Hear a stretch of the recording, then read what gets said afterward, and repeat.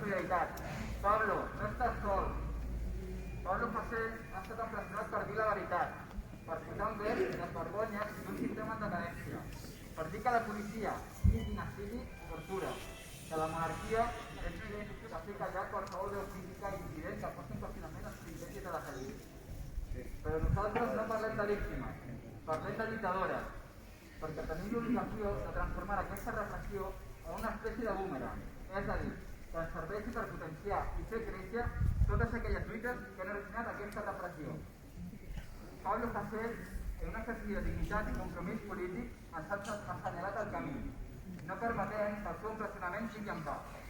En un moment de crisi social, econòmica i política, on el sistema ha demostrat que no és capaç de cercar la vida, on reis corruptes, banquers criminals i torturadors campen impunes, mentre que qui defensa el dret de l'habitatge, si no permet que l'extrema dreta avanci als nostres carrers i si no calla davant les injustícies, pateix el pes de la repressió.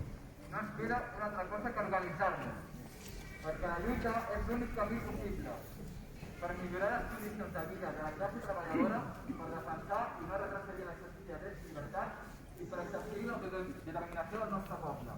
Projectes que no tenen cabuda en el règim del 78.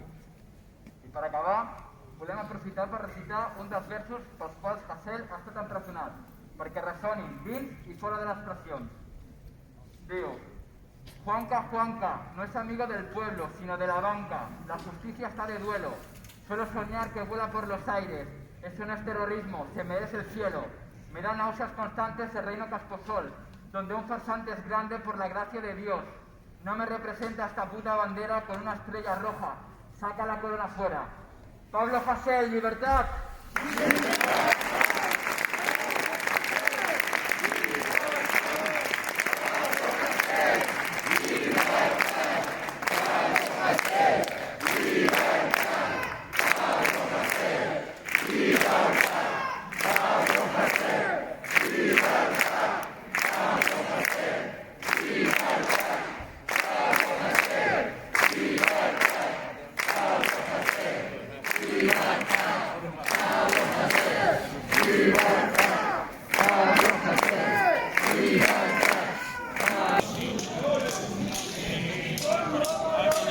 Los Borbones son unos ladrones.